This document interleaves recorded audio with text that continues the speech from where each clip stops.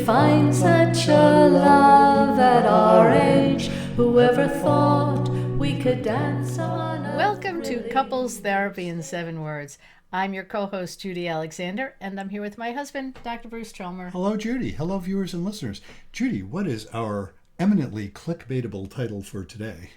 I found out at his funeral that my father had been cheating. Whoa! And, of course, we'll get into how come that's our topic for today. That I hasten to add, that was not true of either one of us. But I did get, actually, it's one of those confluence of events. I got a letter about it recently. I've heard about it from other people, and, varying variations on the theme, and we will talk about it. And of course, it all fits in the general heading of betrayal. Betrayal, right. There's a segue for you. Perhaps before we get into our topic, we might want to talk about, because that certainly falls under the topic of betrayal and forgiveness, how to navigate the turmoil and learn to trust again. Yes, your it does. Latest book. Yes, it does. And so we'll be touching on, I'm sure, some of those themes in the book in our conversation today. You know what? Rather than go over the other couple of books, I think we can kind of move ahead. Let's talk about your book before we go any further. Okay. That would be The Blue Tent, Erotic Tales from the Bible by Laria Zilber. Yes, it would. And that has nothing to do with betrayal, unless if you read that and your partner would think you're cheating by reading erotica, that's a bummer. But more fun if you have a partner that you can read it together with. That's even more fun. So it's a lovely book of erotica. So let's talk about our topic. Let's talk about our topic. So tell me about this betrayal. Yeah. So I will note I'm combining together several situations so as not to compromise anybody's anonymity. But I did get a letter recently and have also met with some folks, not in the terribly distant past, where they were dealing with variations on this theme. So here's a scenario that sort of fits some of these things.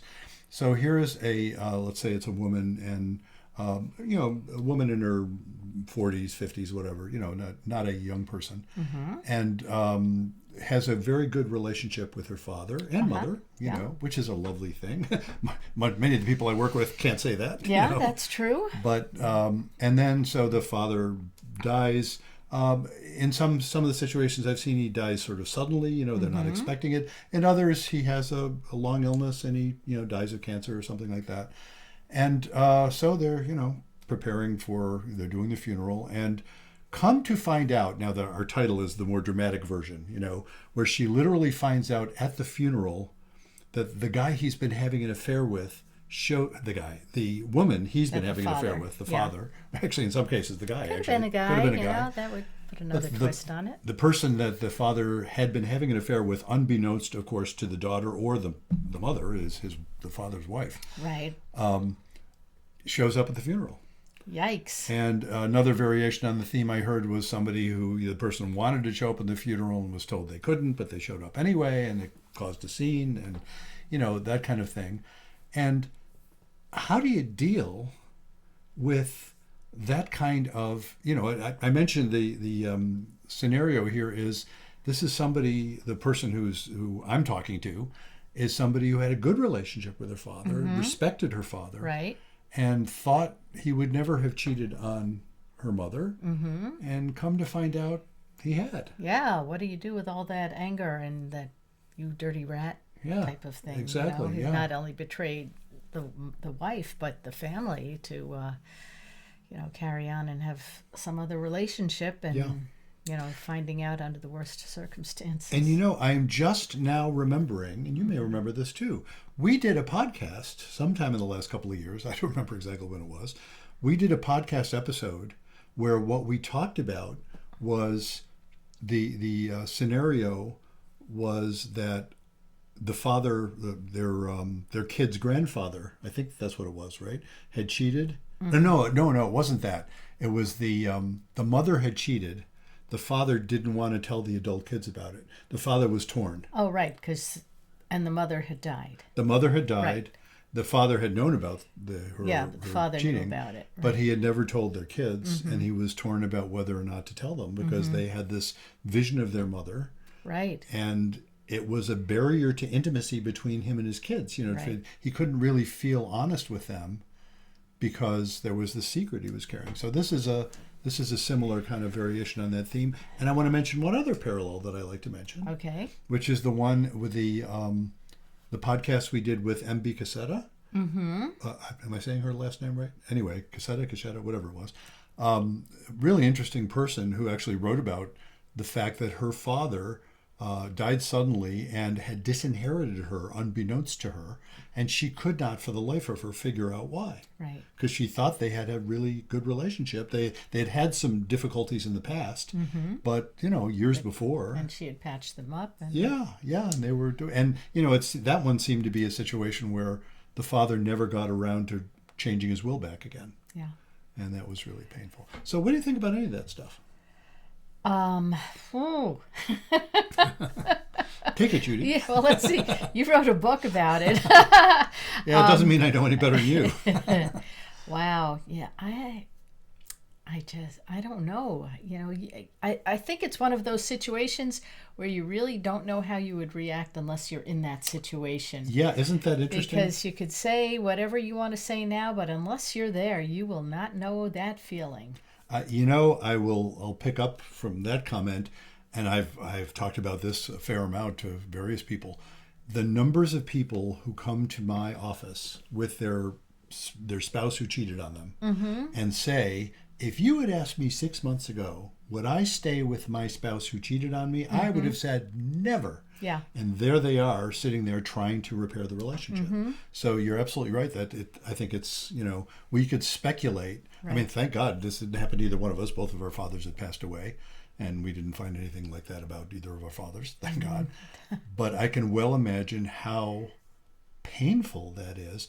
And, it's interesting. One of the spins on this that I saw from some of the folks I've talked to about this was the reason that the daughter didn't know about it. It wasn't because the father was a lying, cheating skunk or whatever. It's that she clearly had the sense that her father so valued his relationship with the daughter that he wouldn't want to shatter her world by finding out about that. Well, there's something to be said about that. Yeah. But really, it's kind of cowardly because he just didn't want her to think ill of him. Yeah. It's for folks who are watching this, you have no way of knowing what I'm about to mention to Judy. Judy knows this. We're recording this, and it so happens that like an hour before we sat down to do this recording, I was interviewed by someone who reminded me of something that I had forgotten about, and she's referring to Esther Perel's book, The State of Affairs, which I read a number of years ago. Really a good book, by the way. I recommend it. I say stuff that she didn't say, by the way, so buy my book too. But nevertheless, she's written a couple of really good books. And one of the things she pointed out in that book was the difference between how, let's say, a wife in France and a wife in America respond when they find out about the husband's cheating. Okay. Do you know that? Do you know this one? No. Oh, it's fascinating. I take it in France they're a little bit more liberal about it? It's not that they're more liberal about it. They're both, the people we're talking about in this, these imagined stories are both of these wives, the American and the French wife, are both angry as hell. It's what they're angry about that's fascinatingly different. The American wife, what's the American wife angry about? He cheated on her. He cheated, and especially, not only that he had sex with someone else, he lied about it. He lied, he deceived her, he hid it. That's, I've had so many women say, that's more bothersome than the sex. If it was just the sex, I think I could have understood it. I wouldn't have liked it, but I could understand it at least. But it's all the deception. I can't believe anything he says anymore. The French women, say Esther Perel, and she's a multicultural person herself, she would be in a position to know. The French women are saying, if you cared about me, you would have deceived me. You would have concealed it much more. Now I have to deal with this. You should have kept this better secret. You don't care about me enough to lie to me better. And they mean it.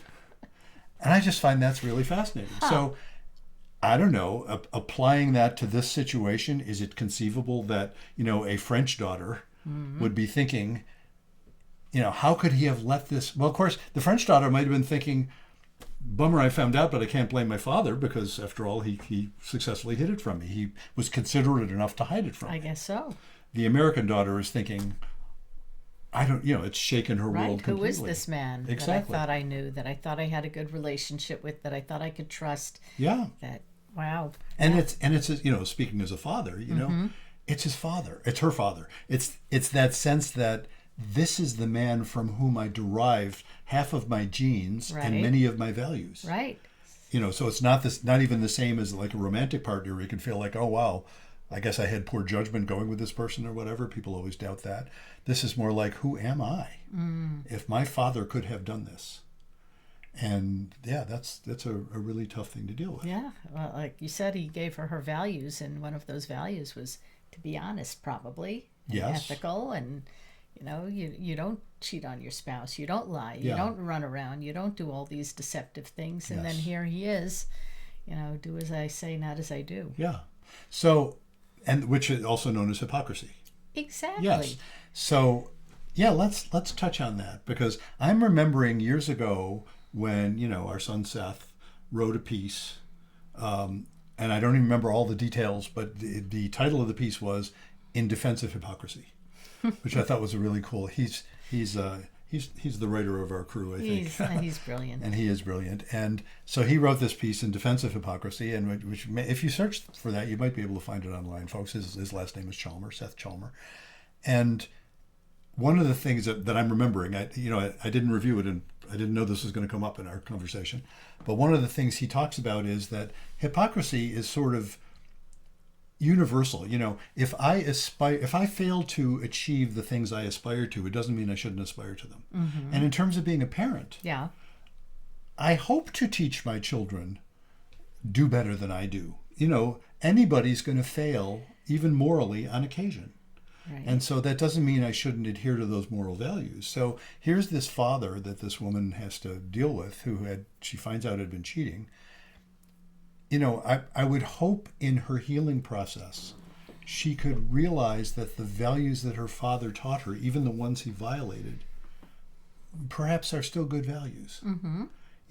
And there's something in that I want to apply more generally, because that's the sense in which, a married couple, we're a married couple. For folks who don't know, of course, anybody who's watching this knows we're a married couple, but anybody's married couple. One of the things that needs to be true of being in a married couple, it's the corollary of my silly thing I always say about, the thing that heals, the skill that heals all relationships is the ability to be mildly annoyed, to tolerate mild annoyance. It's Alain de Botton, I finally remembered his name, is the one who wrote that article. He wrote a book about it a few years ago. I think the title was "Why You Will Marry the Wrong Person." and he's not cynical about marriage at all. Mm-hmm. He's just pointing out that anybody you find will come with their share of annoyances. It's just different annoyances with different people. Right. So I say, you don't, but I do. God knows I annoy you. You don't annoy me, but I annoy you. And it's a pro tip, guys. That's a good attitude for men to have. But moving right along. No, that phenomenon about, the fact that you have to be able to tolerate your dearest person sometimes just not living up to what you wish they would, because they happen to be human beings. Right. That's kind of part of this lesson. It's like, okay, what do you do when somebody has that's what the word betrayal means. Betrayal is not trivial. Right. By definition. If it's betrayal, it ain't trivial. Right. And so what do you do when somebody has violated something really central?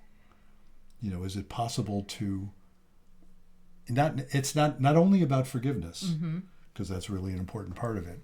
I suppose I'll put in a word or two about what do I mean by forgiveness, because different people mean different things by that. Well, why don't we stick to one thing at a time? Well, yeah, it's related to it. Oh, is it? Okay, so go ahead. Yeah, that's what I'm saying, that can you forgive? Well, and all I mean by forgive is, can you get past the anger? Mm-hmm. It doesn't mean you'll trust the person necessarily. Right, well, not much to trust in this case. Well, in this case, he's dead. Well, actually, you know what? Let me offer an alternative to that. Oh. There is. I think it's important to trust somebody even when they've died, because if you think about it, this is her father. This is what I was saying earlier.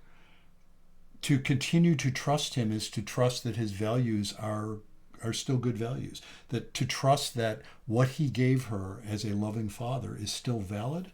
That's an element of trust. But she can see that what he gave her is valid, because she can see how much harm it does when you when you betray somebody like Yeah, that. yeah. Yes, of course. But, imagine folks, and I see folks like this all the time. You know folks like this too, I'm sure. You know people who had, by whatever scale you want to measure it, just had horrible parents. I don't mean parents who were sometimes not nice. Yeah. That's everybody. Yeah. I mean like really horrible parents. And they will often, what they will take from that is, well, what I learned from my father or my mother or whatever it was, is not to be like that. And they will live their lives in opposition to that. And the irony that happens there is they will often discover that in living their lives in opposition to it, they're still being governed by it. They're so horrified. I see this with couples all the time, where they're so horrified by the possibility that they might seem a little bit like their parent that they couldn't stand, that they're panicking about it, as opposed to recognizing, like, yeah, we all kind of blow it on occasion, and you have to be able to own that and actually, accept responsibility, own it, move on, offer sincere apology and move on. And people can't do that if they're so horrified. So it is kind of interesting. So I think trusting even someone who has died, you can have your trust in that person be shattered, and an event like this can do that. So you're right about she's learning from it. I suspect she, at least in theory, already knew that. She already knew that cheating would cause harm. That's why she's so horrified. She's realizing, this is a terrible thing that her father did. And this might not be fair, but she's probably also angry at her mother. Yes. Because, one, how could you not know? And then there's always the blaming part. Yep. What did you do that Dad had to go out and find somebody else? Yes, exactly. And often there's that misplaced anger where you're blaming like one of the victims of this for her part in it. Yeah. And that's very much a corollary to blaming yourself. Do you know what I mean? We often blame ourselves when, there's always the possibility when somebody does something bad to me, there's always the possibility that I did have a part in it, that I sort of had it coming or whatever, But then there are those ones, my classic examples of that are adults who are describing they're having been sexually abused at the age of 3, and they're blaming themselves. They're saying, I should have put a stop to it. You can't possibly think that in any rational sense as an adult thinking about 3-year-olds, but in an emotional sense, that's pretty similar to blaming mom for Dad's affair. That's sort of like saying, I can't bear the thought that Dad was bad that way, so I have to find some way of deflecting people it. have strange reactions. I had a friend whose father died, and he blamed his father for abandoning him. Oh yeah. So what do you even do with that? Yeah, well, I'll tell you what I do with that, as if I could oversimplify here. Sorry, adjusting my chair here. Adjusting the chair for those of you who are just hearing this.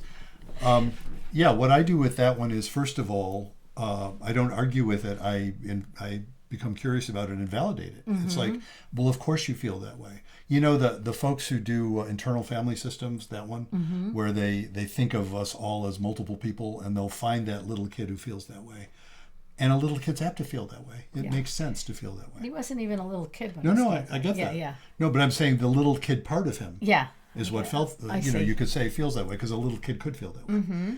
And, so rather than insisting that part is stupid or wrong or, don't think that. No, you're thinking it for good reason. It's not, you don't deserve to think that, but you're thinking it for good reason. Do you know what I mean? That's true of pretty much anything people come in with. It's, even if it's unreasonable or destructive or harmful, there's usually people aren't crazy. Do you know what I mean? There's an element of it that there's a reason for it being there.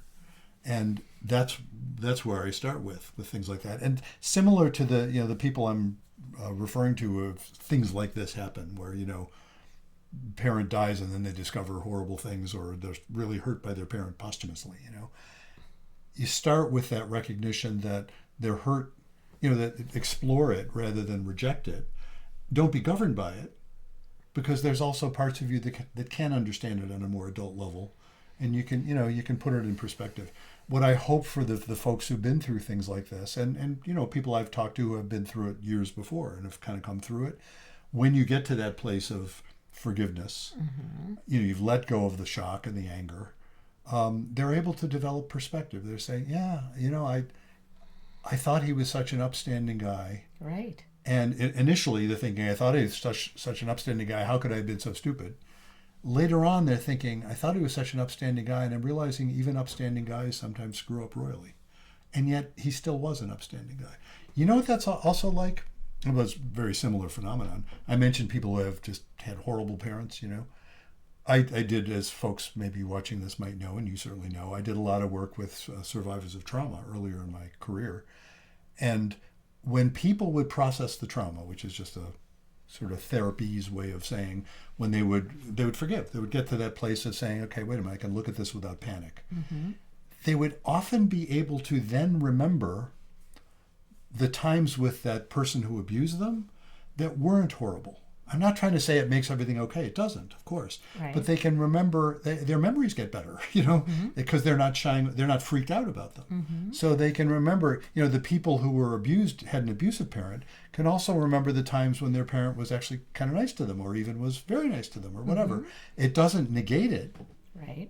But it puts it in perspective, so they're not walking around in a panic all the time, anytime they're reminded of their childhood. Because that's often what happens. So, certainly what I hope for people in the situation we're talking about, I hope they're able to, over time, regain that perspective. So they can say, wow, Dad was a flawed guy. He was still Dad, and he was still a good guy, as well as, he did some bad stuff, but, you kind of put it in perspective. Here's a variation on this theme we've also heard about from various folks. We had a friend once. I think I remember you saying, he said, his father was a family man. He had a family here and a family there, and a family, Yes.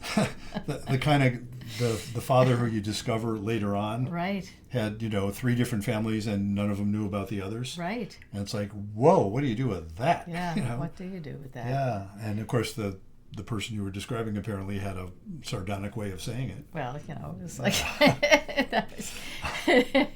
what are you going to do with that? Just discovered he had all these siblings, I guess, that he did, half siblings he knew nothing about. Who is that? Charles Kuralt, the CBS newscaster. He had a second family. Do you remember that story? Really? Oh, now that you say that. His second family that the first family didn't know about. I'm not sure if they knew about it. I don't know. I don't remember that story, but he had, one family, I think in Washington or New York on the East Coast, and he had this other family out in Oregon, I think, on the West Coast, a wife and a child, at least one child. Wow. And I don't know if they knew about each. Well, the second wife obviously knew about the first one. I don't know. I wouldn't. Well, that's a different scenario than I was describing. The second wife didn't necessarily know about the first one. Had he divorced the first one? No. Wow. We stayed together, and I'll have to go back and research that one and see. Yes, indeed. If lest we be sued by the other. estate of Charles Kuralt. It better be true. Google it, people. Google it. I'm pretty sure that's the guy. Yeah. I don't know if both wives knew about each other, if it was just one wife that knew about the other one. Yeah. But that's. I had a friend. I won't mention who it was, but I had a friend whose father had 2 different. Well, one was his wife and one was his mistress, and they both knew about the other's existence and thoroughly disapproved, as I recall. But they tolerated it, and it went on for decades. Wow. Yeah, and he would go back and forth. He would spend time. In Saudi Arabia, he'd have 2 wives. Yes. This ain't Saudi Arabia. What can I tell you? Yes, and there are still some LDS people that do that too. But yes, of course, yeah. Have multiple wives, but that's not. It's not the norm. No, of course not. Or to have a wife and a mistress, or have 2 families. Well, and that's not the expectation. Ethical polyamory, right, is all about everybody knowing. Yeah, but that's everybody knowing each other. That's knowing, not yes. People lying and deceiving and betraying. Yeah. So what do I say to folks in this situation? I say, wow. What can one offer? Empathy. Read my book. What can I say? I'll put in a plug for my book. Do therapy. At least one of the folks who wrote to me was talking about the fact that she had tried some therapy that wasn't terribly effective, and she herself recognized it was, that doesn't mean therapy's bad. It meant that it just wasn't a good fit. Yeah, sometimes you just need to shop around a little bit and find somebody that you can work with and that you feel comfortable with. Yeah, exactly. Anything else we need to say about this? I don't think so. Did you cover all the bases? I think we've covered all the bases. Okay. Well, yes.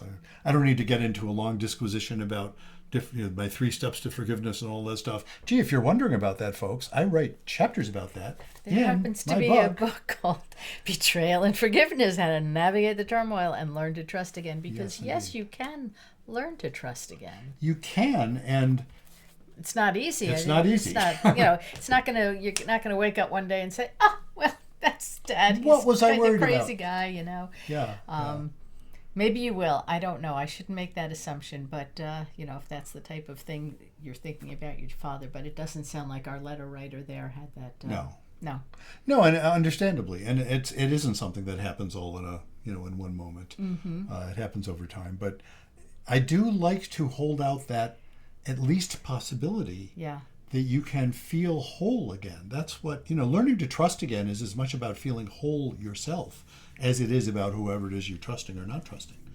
Yeah, and notice I didn't say learn to trust the person who cheated on you again. Right. Because sometimes you will never trust the person. It depends on the person, depends on what you conclude. But you can learn to trust, especially yourself. You can risk trusting your own judgment again. Well, let me ask you a question on this. Sure. So, let's say finds out at the funeral, Dad had this, mistress. He'd been cheating for however many years. Afterwards, you're sitting there talking, trying to process it with your mother, and you overhear Dad's best friend in the other room saying to another friend at the, let's say, wake, shiva, whatever it is, saying, "I always told Tom he should tell her about it." And then you say, Yeah, now you feel friend betrayed. knew, Right, yes. and didn't say anything to me. Boy, that's another couple I've been working with recently.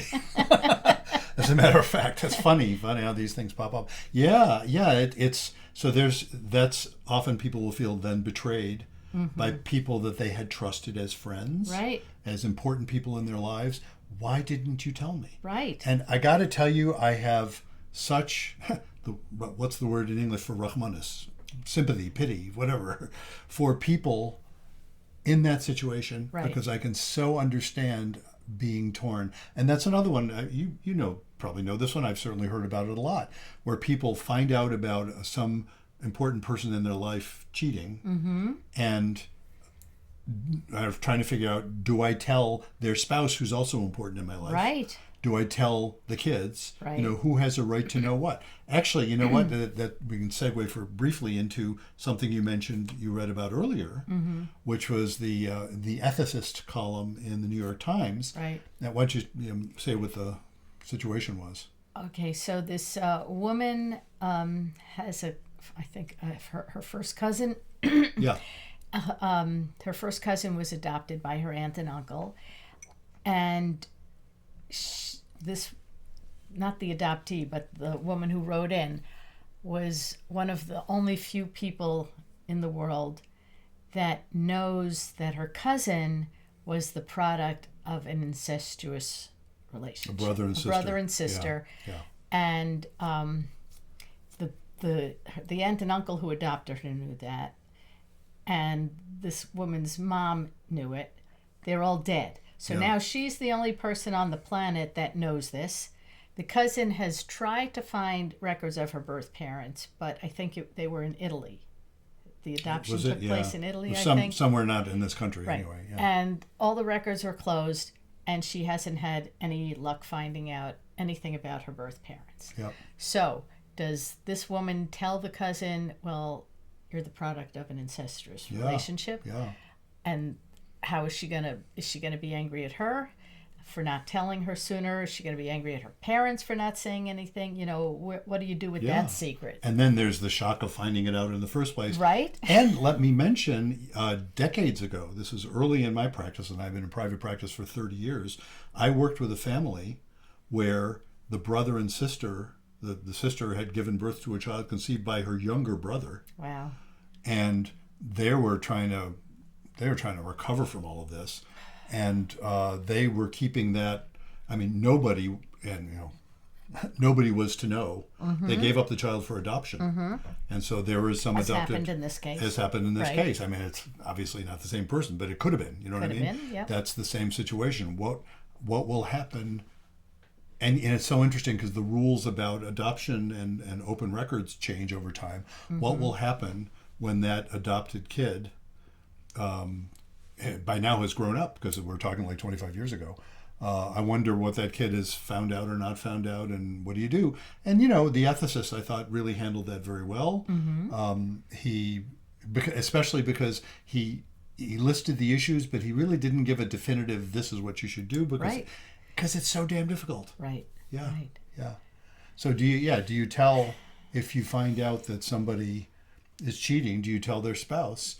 And so many times I've had people say, well, not only did my husband cheat, but now I feel like I've lost friends because they didn't tell me. They knew and they didn't tell me. Well, and it's not their place to tell. Well, that's one. The friend could say, it's not my place to tell. Sure. I encouraged him to tell you and said he should tell you. Yep. He said he was going to tell you, but look, he dropped dead. Yeah. So. Yeah. Right. They could say that. But still, you're mad at the person for not saying what would anything. you could, often what the person says to the friend is, well, if it was your husband, would you have wanted to know? And the vast majority, not everybody, but the vast majority of people say, yes, I would. If you knew my husband was cheating, I'd want you to tell me. And I've met the occasional person who said no. So, if that's the French approach, right? I don't know if these people happen to be French, but that's the French approach. It's like, nope, what I don't know won't hurt me.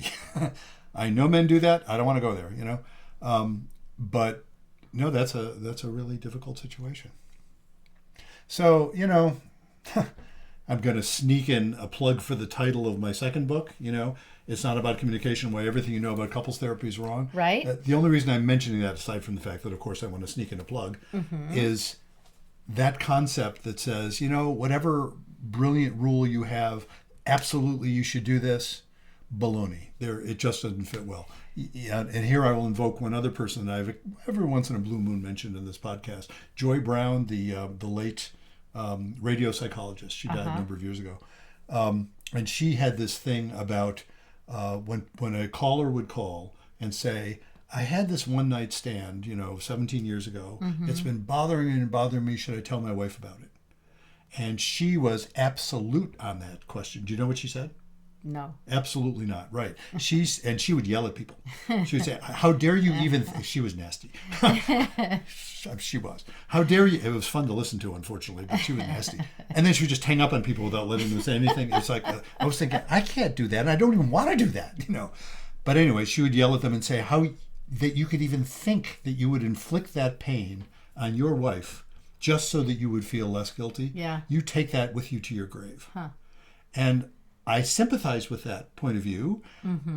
And that I am, I also sympathize with the view that says, how do you, so now you're saying in your marriage, you're going to have this barrier sitting there forever, hiding something important from your spouse is going to be a barrier to intimacy. And, your spouse is always going to have this feeling, wouldn't it be great if you could clean that up? Except that I also sympathize with this, like, oh my God, I don't want to hit you with something like that. Right. And that could possibly destroy your marriage. Yes, of course. That's a huge risk. Yeah. Or the deathbed confession. That's a classic.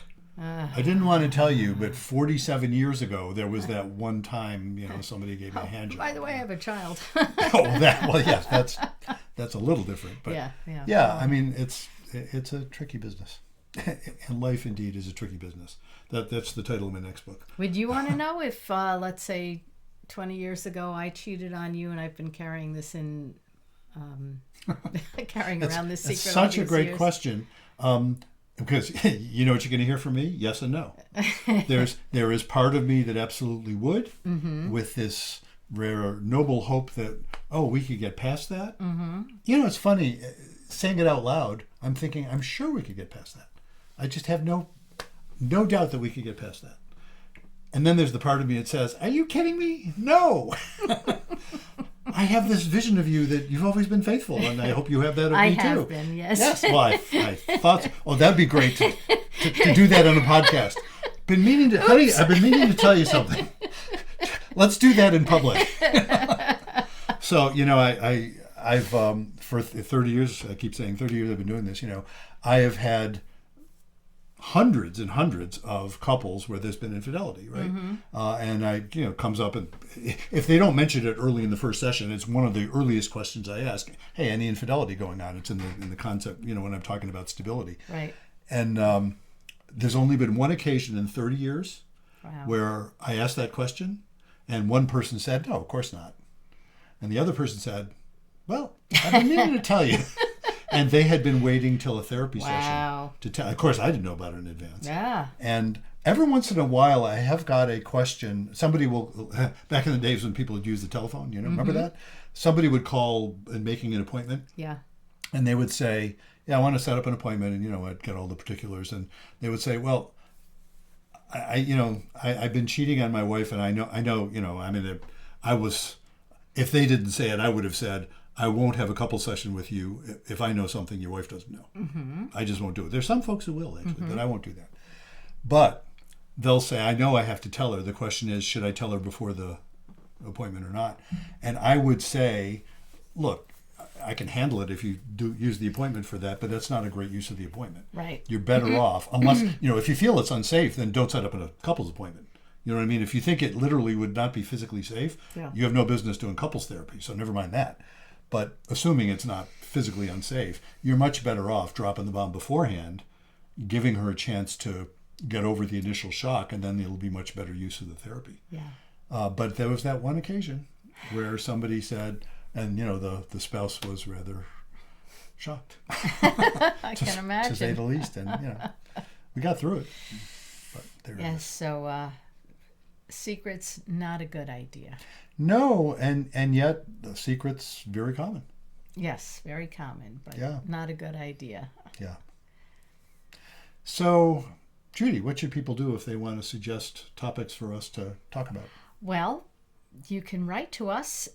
You can go to our website, ctin7.com. That's CT, Couples Therapy, and 7, the number 7.com. And you can suggest a topic. You can write to us with a question that you would like us to address, if it might be from your own family or your own life situation. Or you can suggest guests. All of the above. All of the above, and I hope you'll do that. If I'm going to put in a plug also for my website, brucechalmer.com, mostly because if you are interested in making use of my services, I do offer coaching services, which is what it is called when it's in a state where I'm not licensed as a psychologist.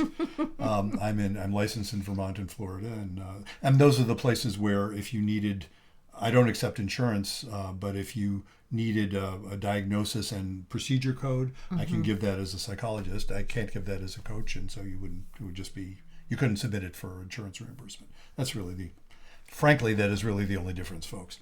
Right, and we mentioned 2 of your books, but we didn't mention Reigniting the Spark: Why Stable Relationships Lose Intimacy and How to Get It Back. And as you always refer to that is the book that started our podcast. Yes, we are coming up. This is all. I don't know what the date was of our first one in 2025. I think it was June. Yeah, we are coming up on exactly 5 years of doing this.